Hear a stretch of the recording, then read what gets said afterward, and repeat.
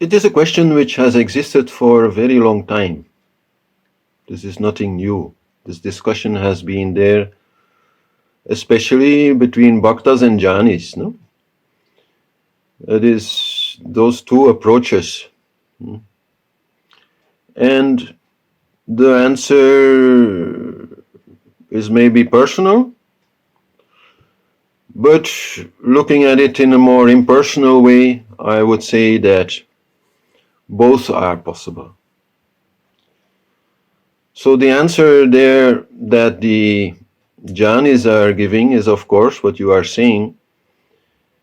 I am the self, I am cosmic consciousness, so why should I address the divine as if it is outside of myself? So that is very logical. And that very much then also belongs to the so-called direct path. No? If the objective of yoga is to realize our own divinity, then let's just stick to that, no?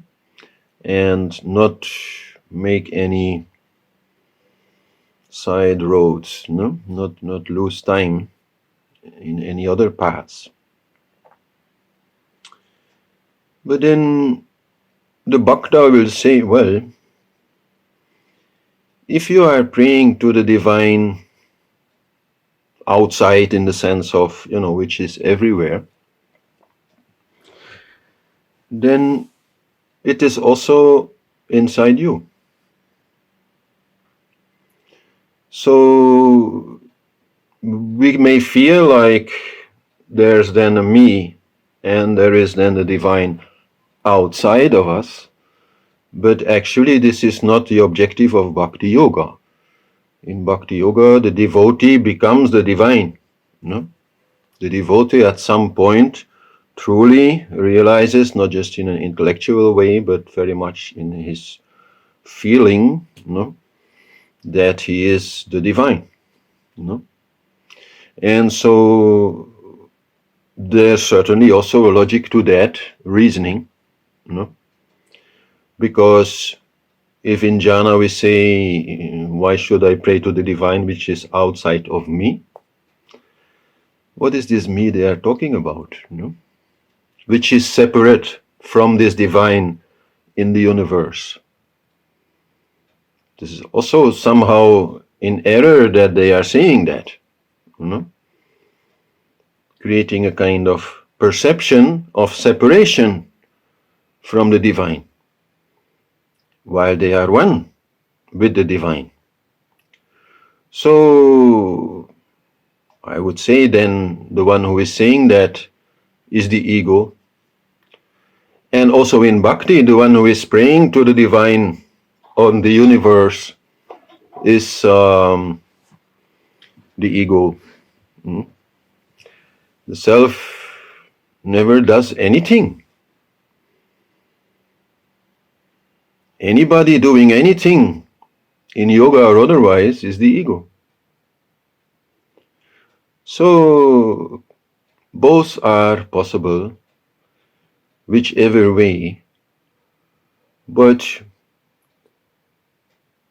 as I said, somehow both can also be practiced by the same person, and I would ultimately even say at the same time. When that division between the personal self and the cosmic universal self goes, when even that division between the ego and the personal self and the cosmic self goes, when that all is perceived as one, then it is just the voice which is praying. It is just the hands which are praying. It is, no more a matter of who is who. And it is just a practice, because we're still talking about a practice, which connects us to the divine, inside or out. I mean, there's no difference. But anyhow, the way we are made, and especially the way mind is functioning, is always in this duality, you know. And mind is the one that needs the practice, because mind is the one that by its very nature always creates this separation. It's its very function. Mind is about like and dislike. So, so it is the mind that we engage in a certain practice so that we always impress upon the mind through the practice the truth of unity. And so then mind likes to have something to observe, because that is what mind does. And then to feel, okay, that which is being observed is the divine. And so we pay homage to that, or we feel love for that, or we connect with that. And so that is there, especially then also in meditation practice, where we say that to move to Nirgun, we have to go through Sagun.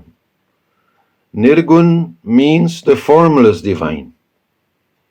Sagun, the divine with form. And then in Sanatan Dharma or Hinduism, now we have this incredible freedom to choose whichever form, but only to reach the formless behind it, which is precisely why we can choose any form.